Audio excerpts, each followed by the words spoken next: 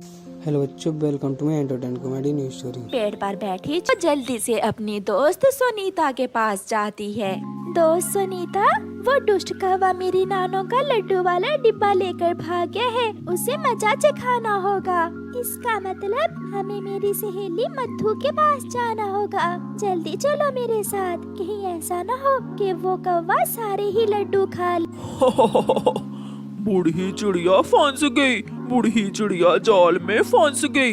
यहाँ नहीं, मैं ये लड्डू थोड़ी और आगे जाकर झरने के पास जाकर खाऊंगा।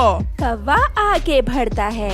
मधु, मधु सहेली, गुड़िया की नानों को कालू अंकल ने बहुत तंग किया है, बहुत परेशान किया है कालू कौवे ने गुड़िया की नानों को। हुआ क्या है सुनीता? फिर गुड़िया मधु को पूरी बात बताती है। वो लड्डू मेरी नानो मेरे लिए बहुत मेहनत से बना कर लाई थी।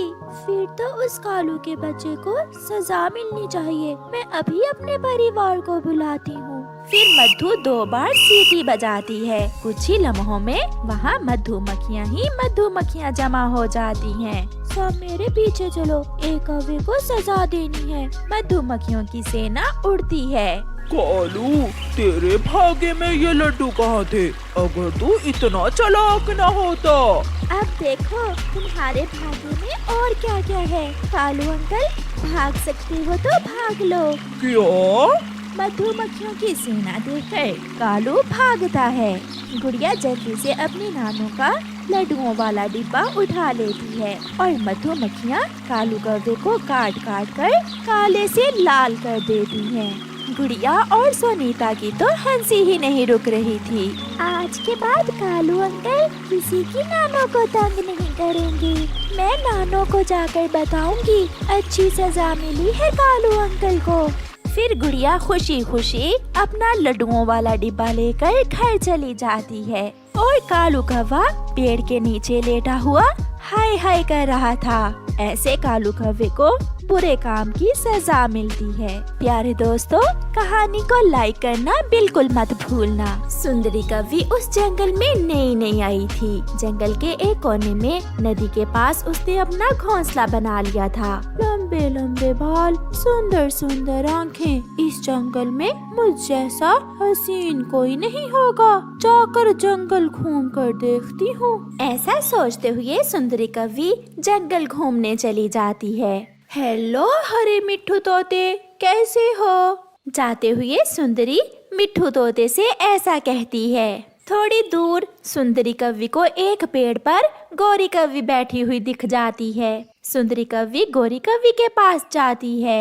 मैं सागर वाले जंगल से आई हूँ, मेरे बाल कैसे हैं? कुछ खास नहीं, बस थोड़े लंबे जरूर हैं। मेरे भी बाल ऐसे ही लंबे लंबे थे, मगर मैंने काट दिए। मुझे पसंद नहीं है लंबे बाल। 3 आम के पेड़, 2 अमरूद के और एक बड़ा सा घर और 2 सोने के हार भी हैं मेरे पास। ये सुनकर गौरी की दिलचस्पी बढ़ती है। अच्छा, ये सब है आपके पास?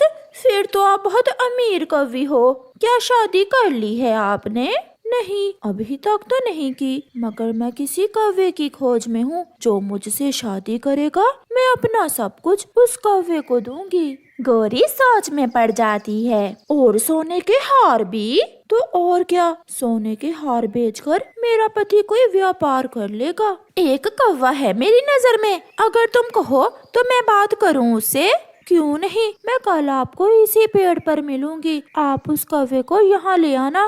मैं मिलना चाहती हूँ शादी से पहले उस कौवे से। सुंदरी वहाँ से चली जाती है और गौरी कौवी घर भागती है। गौरी का पति कालू कौवा घर में सोया हुआ था। कालू जी, उठो उठो। कालू, हर समय सोए ही रहते हो। अभी अभी तो मैं सोया था। कालू, एक काम करोगे मेरे कहने पर? काम? कौन सा काम? बताओ। मेरे सुंदर पति, तुम्हें दूसरी शादी करना होगी। ये सुनकर कालू तो हैरान हो जाता है। दूसरी शादी? ये तुम क्या कह रही हो गौरी? तुम्हारा दिमाग तो खराब नहीं हो गया? तुम्हारा पेड़ तो मुझसे भरा नहीं जाता, मैं उसका कैसे भरूंगा? वो बहुत अमीर कवि है। प्लीज कालू जी, अगर तुम मुझसे शादी कर लो तो मुझे 2-2 सोने के हार मिल सकते हैं। सोच लो, फिर बाद में मुझे बुरा भला ना कहना। मैंने सोच समझकर फैसला किया है। फिर दूसरे दिन गोरी कव्वी अपने पति कालू कव्वे को साथ लेकर सुंदरी कव्वी के पास उसी पेड़ पर जाती है। सहेली, क्या ये है वो कौवा? हाँ, ये वही कौवा है जिससे मैंने तुम्हारी शादी की बात की है।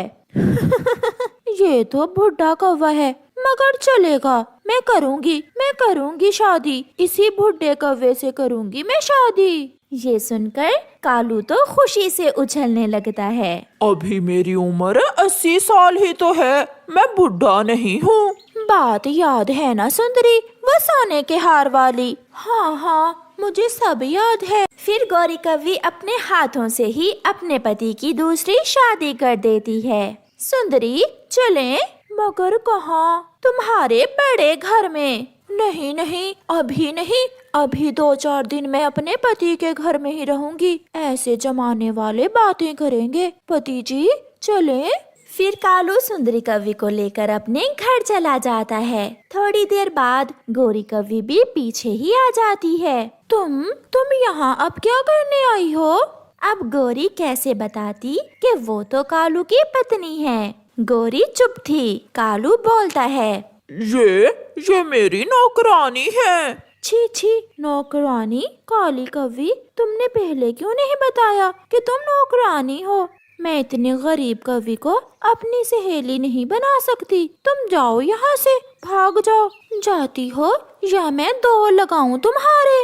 मालिक जी, थोड़ी देर बाहर आकर मेरी बात सुने। फिर कालू घर से बाहर जाता है।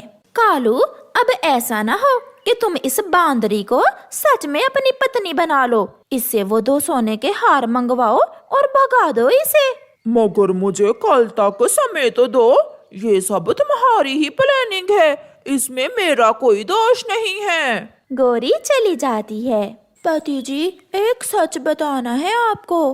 बताओ सुंदरी, क्या बात है? मेरे पास तुम्हें देने के लिए कुछ नहीं है। मैंने तुम्हारी नौकरानी से सब झूठ बोला था। मेरी शादी नहीं हो रही थी। अगर तुम्हारी उम्र 80 साल है तो मेरी 90 साल है, इसलिए मैंने सोने के हार वाला झूठ बोला था। मेरे पास तो अपना घर भी नहीं है। क्या? ये तुम क्या कह रही हो सुंदरी? मैं सच कह रही हूँ। तो फिर एक सच मैं भी तुम्हें बताना चाहता हूँ। गोरी मेरी नौकरानी नहीं बल्कि मेरी पत्नी है। उसने तुमसे मेरी शादी सोने का हार लेने के लालच में की थी। क्या? हाँ। कालू कौवा बहुत खुश था क्योंकि उसकी पहली पत्नी को सोने का हार मिले ना मिले, मगर कालू कौवे को दूसरी पत्नी जरूर मिल गई थी।